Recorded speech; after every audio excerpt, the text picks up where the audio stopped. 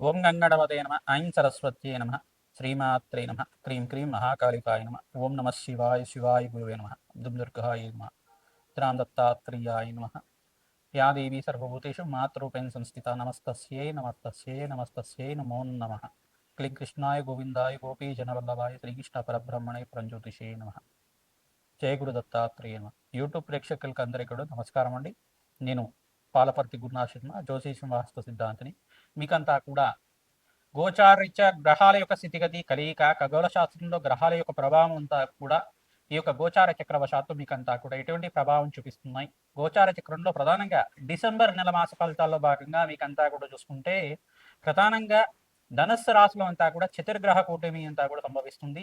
ఇదంతా కూడా గ్రహ యుద్ధంగా చెప్పడం జరుగుతుంది. ప్రధానంగా డిసెంబర్ నెలలో మనకి 7-8 తారీఖు రోజున మనకి అంగారకుడు అంతా కూడా చూసుకుంటే ఇక్కడ ధనుసు రాశిలో ప్రవేశం చేయడం ప్రధానంగా, మరియు అంగారకుడు రవి భగవానుడు అంతా కూడా ఈ యొక్క డిసెంబర్ నెల 18వ తారీఖు రోజున మనకంతా కూడా అంగారకుడు ధనుసు రాశిలో ప్రవేశం చేయడం, మరియు రవి భగవానుడు కూడా డిసెంబర్ 18వ తారీఖు రోజున ప్రవేశం చేయడం జరుగుతుంది. ప్రధానంగా చూసుకుంటే అంగారకుడు రవి తర్వాత శుక్రుడు బుధుడు అంతా కూడా డిసెంబర్ నెలలోనే ఈ యొక్క కలయికతోటి యుతితోటి అంతా కూడా సంభవిస్తూ ఉండడం జరుగుతూ ఉంటుంది. కావున ప్రధానంగా చూసుకుంటే ఈ యొక్క గ్రహస్థితి అంతా కూడా వివిధ మేషాది ద్వాదశ రాశుల వాళ్ళకి ఎటువంటి ప్రభావం చూపిస్తున్నాయి.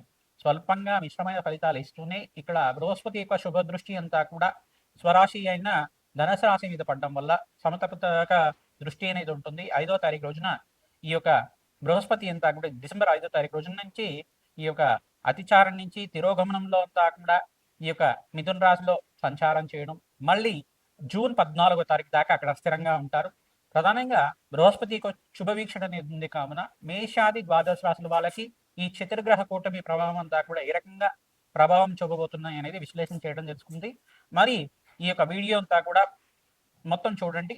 మీకంతా కూడా ఆకరణ మీకంతా కూడా మేషాది ద్వాదశ రాశి వాళ్ళు ఎటువంటి పరిష్కారం ఆచరిస్తే కనుక విపరీత ధన ప్రాప్తి కలుగుతుంది, రాజయోగం తీస్తుంది. విపరీత రాజయోగం కలగడానికి అంతా కూడా ఎటువంటి పరిష్కారం ఆచరించాలి, ధనాకర్షణకి ఎటువంటి పరిష్కారం చేసుకోవాలి, వివిధ రంగాల్లో వాళ్ళకి ఏ వ్యాపార రంగాల్లో వాళ్ళకి అభివృద్ధి కలుగుతుంది అంతా కూడా విశ్లేషణ చేయడం జరుగుతుంది.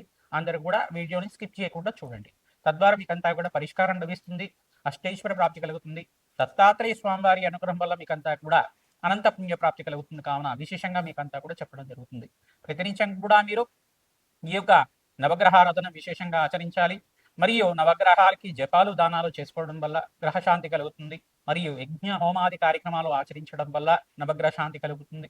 ప్రతినిత్యం కూడా నవగ్రహ దేవాలయంలో ప్రదక్షిణాలు, అభిషేక హోమాది కార్యక్రమాలు ఆచరించడం వల్ల ప్రశాంతమైన జీవితం కలుగుతుంది. కావున అందరికీ విశేషంగా పరిష్కారం చెప్పడం జరుగుతుంది. ప్రతినిత్యం కూడా మీరు గోమాత సేవ చేయడం వల్ల అదృష్ట యోగం సిద్ధిస్తుంది. దత్తాత్రేయ స్వామి వారి అనుగ్రహం అంతా కూడా పరిపూర్ణంగా లభిస్తుంది. ఈ మార్గశిర మాసంలో అంతా కూడా దత్తాత్రేయ స్వామి వారి ఆరాధన చేయడం వల్ల విశేషమైన పుణ్యయోగం సిద్ధిస్తుంది. ఈ యొక్క అష్టమి తిథి రోజున దత్తాత్రేయ స్వామి వారికి ఎవరైతే విశేషంగా ఈ యొక్క దత్తాత్రేయ స్వామి వారికి అనగాష్టమి అనే వ్రతాన్ని ఆచరిస్తూ ఉంటారో దత్తాత్రేయ చరిత్రని పారాయణం చేసుకోవడం వల్ల అదృశ్యయోగం సిద్ధిస్తుంది, గురుకటాక్షం లభిస్తుంది. తద్వారా మీకంతా కూడా శుభమైన కార్యక్రమాలంతా కూడా గృహంలో సిద్ధించడానికి కళ్యాణము, మరియు విద్య కానీ ఉద్యోగం కోసమైనా కానీ, వివాహాది శుభకార్యాలు జరగడం కానీ, గృహయోగం సిద్ధించడం కానీ గురుకటాక్షం వల్ల లభిస్తుంది. కావున మేషాది ద్వాదశ రాశుల వాళ్ళు ఈ యొక్క చతుర్గ్రహ కూటమిలో ఎటువంటి పరిష్కారాలు ఆచరించాలి క్లుప్తంగా మీకు విశ్లేషణాత్మకంగా అంతా కూడా విశ్లేషణ చేయడం జరుగుతుంది.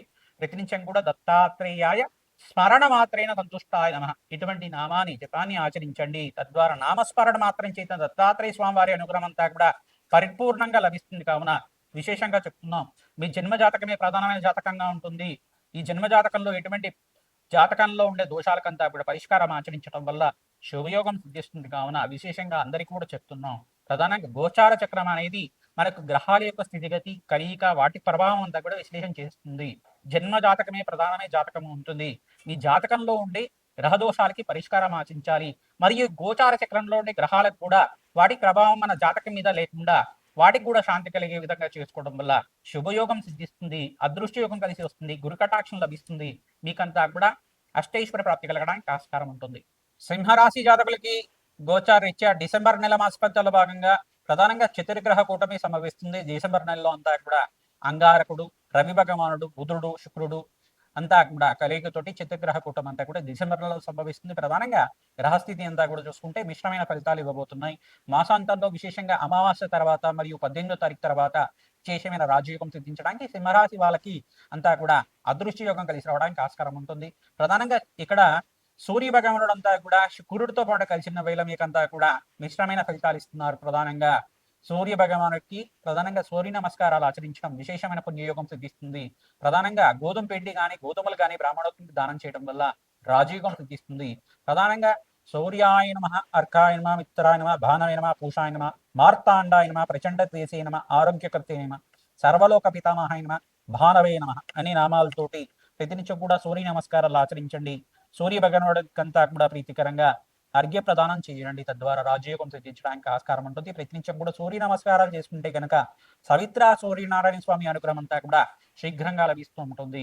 ప్రధానంగా జాతక ఇచ్చే ఇక్కడ అంగారకుడు పంచమ స్థానంలో కొన్ని ఈ యొక్క పాపగ్రహాలతో కలయికతో ఉన్నారు కావున ఈ యొక్క గ్రహస్థితి అంతా కూడా యోగకరంగా ఉండడానికి ఇక్కడ మీకంతా కూడా రాజయోగం కలిసి రావడానికి బృహస్పతి అంతా కూడా ఏకాదశ స్థానంలో సంచారం చేయడం వల్ల లాభసాటిగా ఉంటుంది.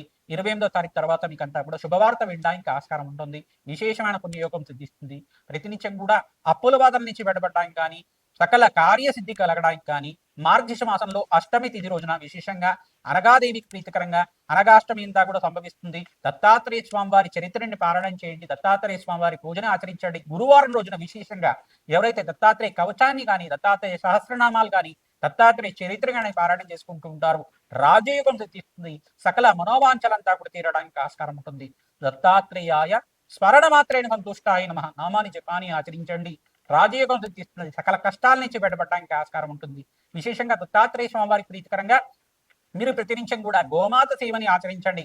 గోమాతకి ప్రీతికరంగా శనగలు, బొబ్బర్లు, ఉలువలు అంతా కూడా కందులు కూడా నానబెట్టినవంతా కూడా తరచుగా గోమాతకి సమర్పిస్తూ ఉండడం, కచ్చిగా తెలగపిండి గ్రాసాన్ని మీ చేత్తో గోమాతకి నివేదన చేయడం వల్ల రాజయోగం సిద్ధిస్తుంది. సకల గ్రహదోష నివారణ కలుగుతుంది. ఔదంబర వృక్షం దగ్గర ఈ యొక్క ఆవుని దీపారాధన చేయడం, రావి చెట్టు వేప చెట్టు దగ్గర అఖండ దీపారాధన చేయడం వల్ల అష్టైశ్వర ప్రాప్తి కలుగుతుంది. సకల గ్రహదోష నివారణ కలుగుతుంది. దత్తాత్రేయాయ స్మరణ మాత్రేం సదృష్టాయ నమః నామాన్ని విశేషంగా జపాన్ని ఆచరించండి. అదృష్టయోగం కలిసి వస్తుంది. దత్తాత్రేయ మూలమంత్ర జప హోమాది కార్యక్రమాలు వేద బ్రాహ్మణత్వంతో జాతకరీత్యా పరిహారం చేయించడం వల్ల అష్టైశ్వర ప్రాప్తి కలుగుతుంది. సకల వ్యాపారాలంతా కూడా సిద్ధించడానికి ఆస్కారం ఉంటుంది. ప్రతినిత్యం కూడా దత్తాత్రేయ కవచాన్ని పారాయణం చేయించండి.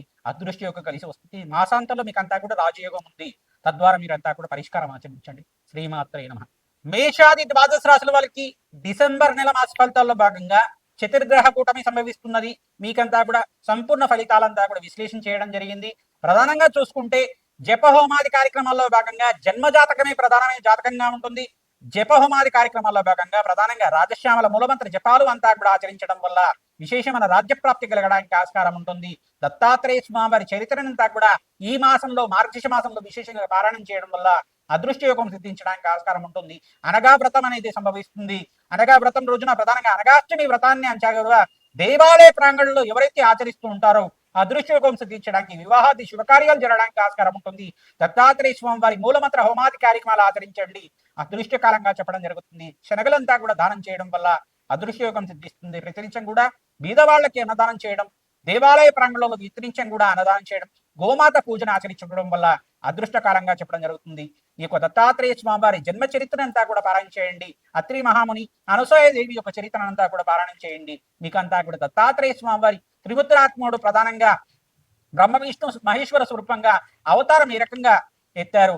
అవతార చరిత్ర అంతా కూడా మీకంతా కూడా పారాయణం చేయించండి. తద్వారా మీకంతా కూడా అదృష్ట యోగం సిద్ధించడానికి దత్తాత్రేయ కవచాన్ని పారాయణం చేయించడం వల్ల రాజయోగం సిద్ధించడానికి ఆస్కారం ఉంటుంది. దత్తాత్రేయాయ స్మరణ మాత్రేణ సంతుష్టాయ నమః నామాన్ని జపాన్ని ఆచరించండి. జయ గురు దత్త, శ్రీ గురు దత్త, జయ గురు దత్త, శ్రీ గురు దత్త అని నామాన్ని ప్రతినిత్యం కూడా జపాన్ని ఆచరించుకోవడం వల్ల అదృష్టకాలంగా చెప్పడం జరుగుతుంది. మాసాంతంలో విశేషమైన శుభవార్త వినడానికి ఆస్కారం ఉంటుంది.